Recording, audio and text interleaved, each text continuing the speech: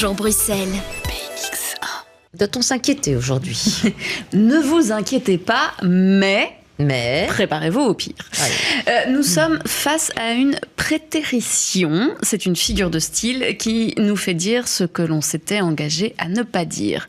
Lorsque je vous dis « ne vous inquiétez pas », cette phrase, elle a pour effet immédiat, évidemment, de vous mettre en alerte et d'attirer votre attention, car les propos qui vont suivre vont nécessairement traiter d'un fait important dont votre vie peut dépendre. Alors, quand le ministre de l'Intérieur, Bernard Quintin, dit ainsi aux Belges de ne pas s'inquiéter, mais qu'il serait bien si chez eux il y avait un kit de survie pour tenir 72 heures en totale autonomie, cela va forcément provoquer de l'anxiété chez certaines personnes. Surtout qu'en plus, ce fameux kit, on en a déjà parlé, il était déjà en vente dans certains supermarchés et que le lendemain, on peut lire en une de la dernière heure: le kit pour tenir 72 heures, jugé par un survivaliste.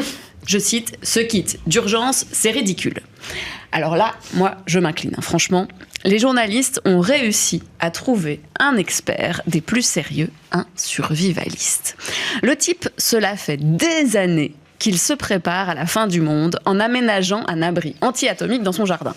C'est pas un scout de bas étage qui 3 fois par an s'entraîne à allumer un feu et à creuser une feuillée. Non.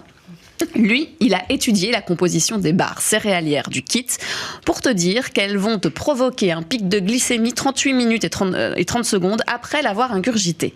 L'expert est tout de même président de l'ASBL Pro Survivaliste. Là, moi, je dis tout est dans le titre, c'est un pro. Il recommande donc un sac de 40 litres, des plats lyophilisés, une lampe de poche, une radio, un couteau multifonction, pour pas dire couteau suisse, un kit de filtration de l'eau, une couverture de survie et de scanner ses documents pour les conserver sur son téléphone. Bon, seul petit problème, quand il n'y a plus d'électricité, il n'y a plus non plus de téléphone. Mais soit.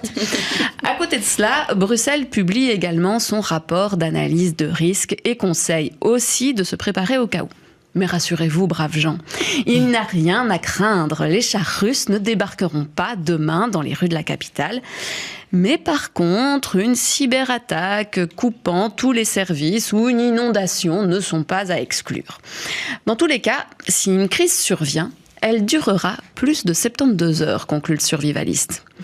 Nous voilà donc tous rassurés.